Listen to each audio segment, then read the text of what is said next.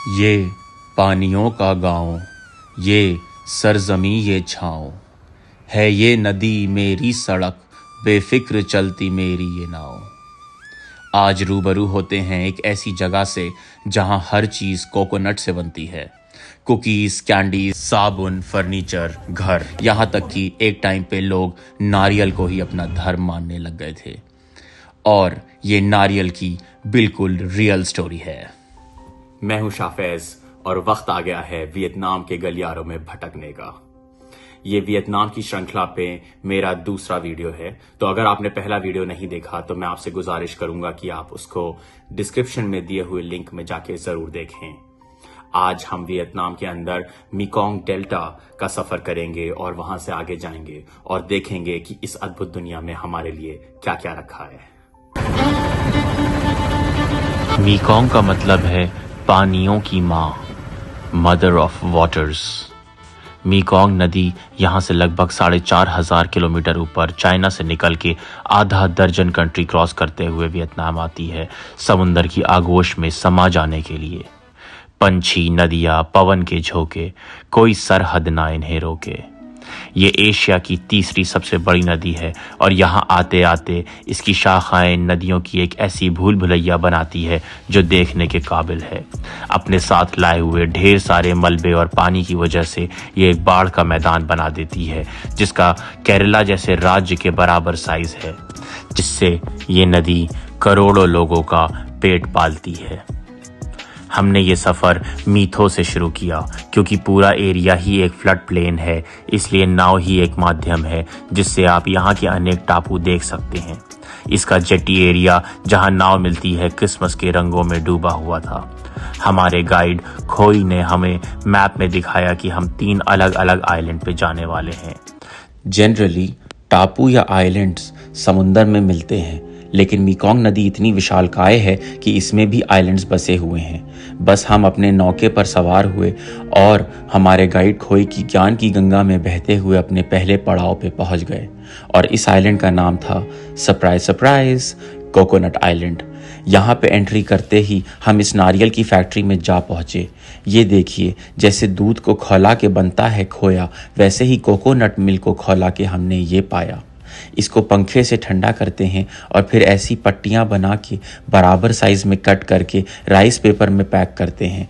पूरी assembly line में लगी ये महिलाएं स्वादिष्ट कुकीज़ और कैंडीज़ बनाने में लगी हैं।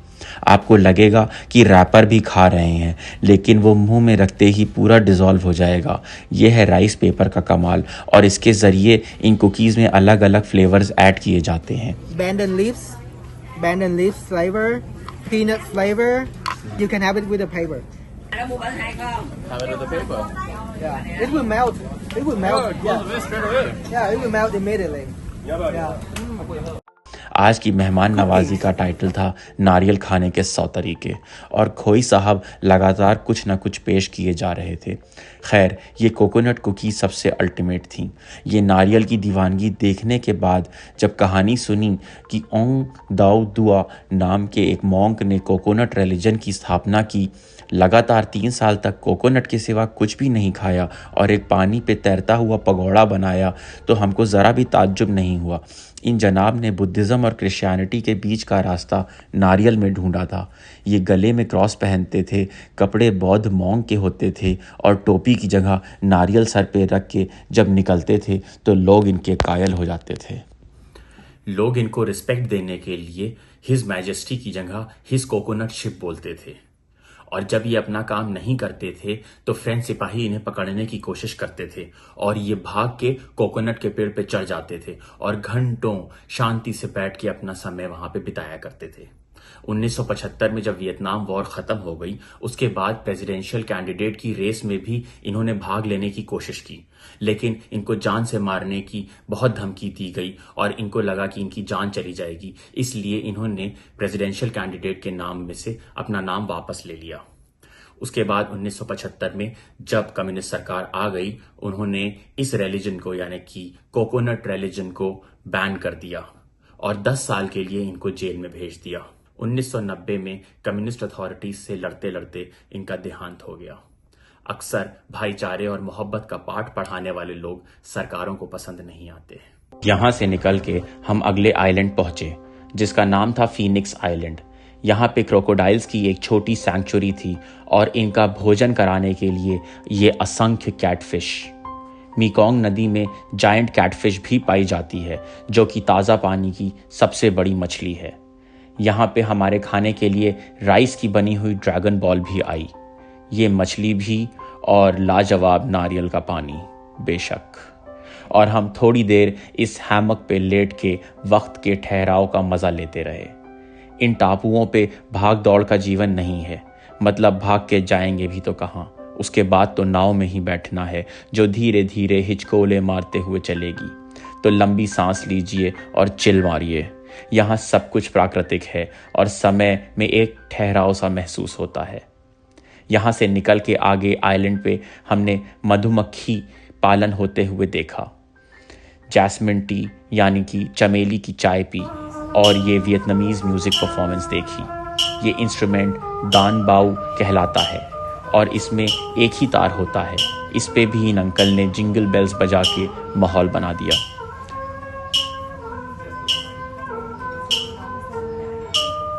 शाम होने लगी थी तो हमने नाव पकड़ी और हम वापस आने लगे। ये जो आज आपने झलकियां देखी हैं ये नॉर्थ मीकोंग डेल्टा का पार्ट है। यहाँ से हमें साउथ मीकोंग डेल्टा में जाना था, कंथो नाम के शहर में, जो कि यहाँ से लगभग 2.5 घंटे दूर था। वहां पहुंचते पहुंचते हमको रात हो गई। ये शहर भी सतरंगी रोशनी में डूबा हुआ था। कुछ चलन है वियतनाम का कि सब कुछ उजालों से ढक देते हैं शाम होने के बाद। चकाचौंध इतनी कि नज़रों को भी चख लेते हैं, कुछ ऐसा है अंदाज। हमको डिनर करके सोते सोते देर रात हो गई थी, लेकिन शहर पे चहलकदमी की कोई कमी नहीं थी। खोई ने हमें अगले दिन भोर होते ही उठने के लिए बोला था, क्योंकि यहाँ का मशहूर काई रंग फ्लोटिंग मार्केट सूरज के साथ जग जाता है। तो आदेश अनुसार हमने वैसा ही किया। रात में देर तक खुले होने के बावजूद इस जगह में सुबह तड़के भी ठीक ठाक चहल पहल थी। लोग ताई ची करते हुए भी दिखे। ताई ची कहा जाए तो मार्शल आर्ट्स का एक सॉफ्ट वर्जन है जिसमें सही पोस्चर और एक्सरसाइज पे ध्यान दिया जाता है। आगे बढ़े तो ये सॉफ्ट शेल टर्टल दिखे। ये एक बहुत यूनिक किस्म का कछुआ होता है जिसकी ऊपरी परत मुलायम होती है। सुनहरी सुबह की लालिमा अभी आसमान के गाल पे ब्लश लगा ही रही थी और हमने नाव में कदम रख दिए।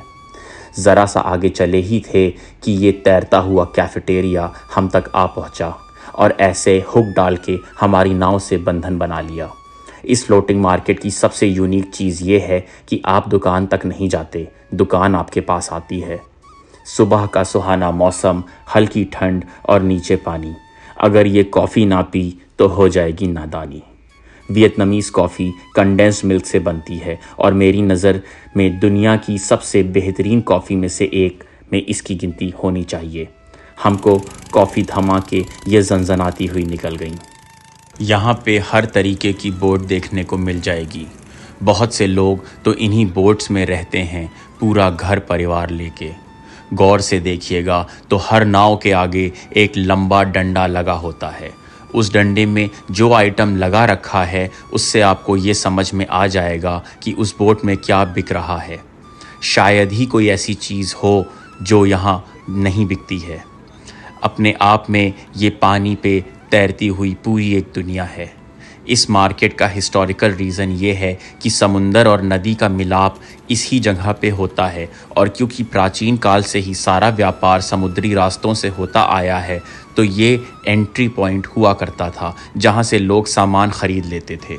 होते होते ये पूरा मार्केट बन गया और आज भी ये प्रथा जारी है। यहाँ पे पानी के ऊपर भी असंख्य घर बने हैं, कुछ तैरते हुए, कुछ रुके हुए। आगे बढ़े तो ये फल की दुकान हमारे पास चली आई। साउथ ईस्ट एशिया के फलों में मेरा फेवरेट हो चुका है मैंगोस्टीन। इसका टेस्ट समझा पाना मुश्किल है, पर कह सकते हैं कि आम और लीची को मिला के बनता है और होता बहुत ही ज़बरदस्त है। फ्लोटिंग मार्केट्स में थोड़ी शॉपिंग करके हम ज़मीन पे आ गए। यहाँ पे एक और बहुत बड़ी सब्ज़ी मंडी थी। इतनी हरियाली, असंख्य तरीके की सब्जियां और फल बेचती हुई आपको यहाँ पे हर दुकान पे महिलाएं ही मिलेंगी। हमने गाइड से पूछा कि ऐसा क्यों है, तो उसने बताया कि हर दुकान के साथ ही इनका घर होता है। सुबह होते ही आदमी लोग अपनी नाव लेके फ्लोटिंग मार्केट्स में निकल जाते हैं और ये महिलाएं घर और दुकान दोनों का ध्यान रखती हैं। वियतनाम के लोग बहुत ही मेहनतकश होते हैं।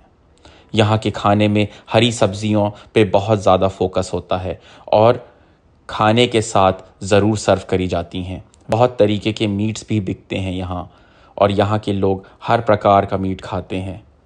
ये ताज़े पानी की ईल मछली है। वैसे सांप और मेंढक खाने से भी परहेज़ नहीं होता इन्हें। सुबह से निकले हुए थे और दोपहर हो चुकी थी, तो हम लोग काफ़ी थक गए थे इधर उधर टहलते हुए, पानियों पे, ज़मीन पे मंडराते हुए। तो हम लोगों ने सोचा कि उससे ज़्यादा नहीं हो पाएगा और हम लोग वापस हो ची मिन सिटी भी हम लोग को उसी दिन शाम में जाना था। तो हम लोगों ने ये सब रैप अप किया और शाम होते होते हम लोग हो ची मिन सिटी पहुंच गए। उसके आगे का सफ़र हम आपको अगले व्लॉग में ज़रूर दिखाएंगे। आज का व्लॉग यहीं पे ख़त्म करते हैं और मेरे साथ इस सफ़र में जुड़ने के लिए बहुत बहुत शुक्रिया। Thank you.